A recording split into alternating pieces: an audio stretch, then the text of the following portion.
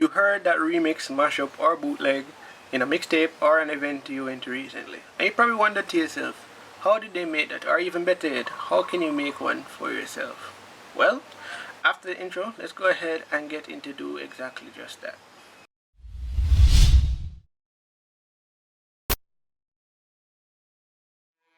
What's good peeps, my name is Nasaal, and on this channel I aim to share tech, music, a bit of lifestyle, and some gaming content. As you can tell by this specific video, we're going to go ahead and talk about doing remixes in parts.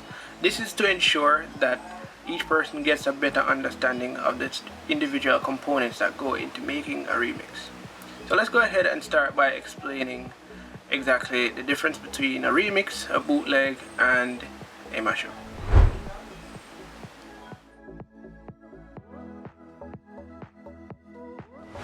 Before I explain the three topics, however, let's go ahead and look at what a basic edit is. A basic edit is where you take the original song and then you either take a section and loop it, or in some cases, depending on what you have access to, you go ahead and create what they call an intro edit, or even an outro edit, or even an acapella edit.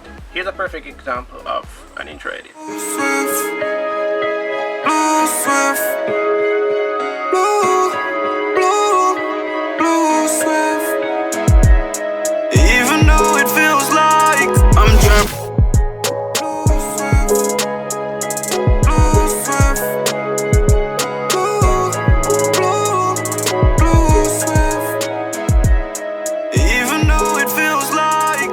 Now that we got that out of the way, let's go ahead and look at what a mashup is.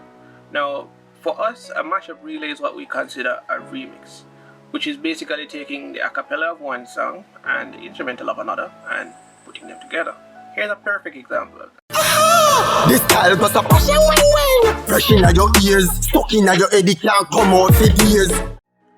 We normally use the term remix in that case just to sort of make it easier to find when we're looking for it. Moving on to what a bootleg is, however. A bootleg is taking the original song and adding additional elements to it. So whether you're actually a producer or you're just simply looking to find a loop and add to the song, that's basically making a bootleg. Here's a perfect example of that as well.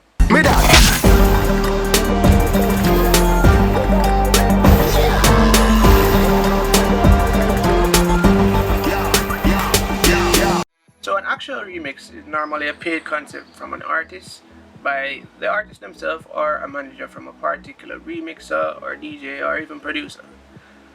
What you normally get is the multi-track session of a particular song. A multi-track really and truly is just a song in its separate parts. So you would have the vocals, the instrumentals separated, of course. You'd have like your keyboard, your drums, all separated. And an alternative term for that would be stems. There's also the factor that you might have remix competitions that also provide stems based on the particular song that they're looking to have remixed. And there should be a note of discretion here that whilst the remix competition gives stems, it may not be considered an official remix if it did not win. So whilst it is an official remix in a sense, if you didn't win the competition, then it's not an official remix. Alright, so that's something just to note there.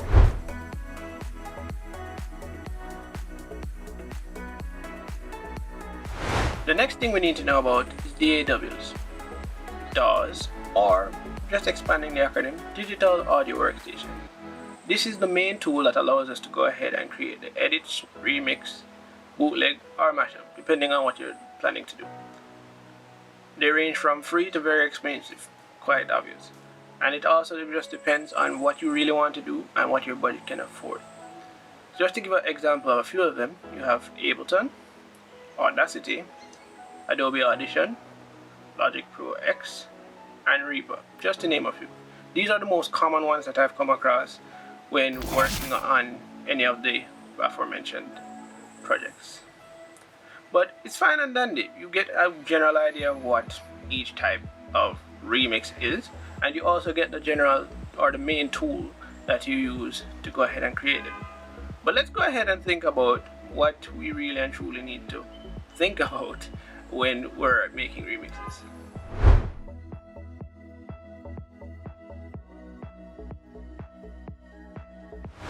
So when it comes to making any form of remix or mashup or even just a simple intro edit, I normally take one of these four approaches.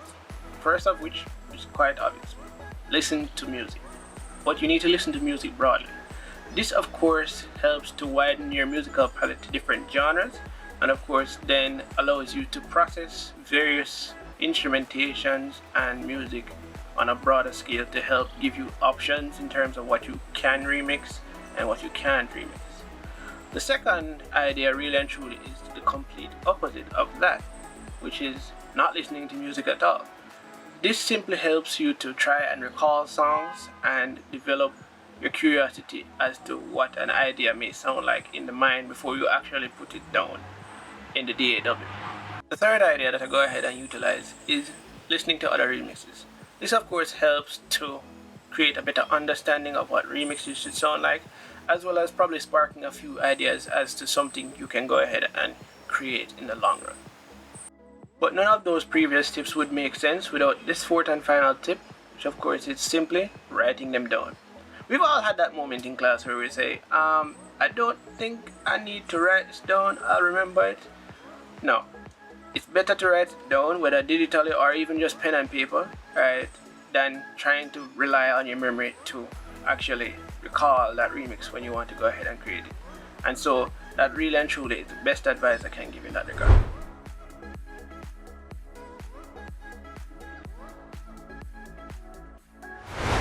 Now, you're probably saying to yourself, okay, we have the DAW, we feel inspired, but what do we really need to go ahead and create the remix?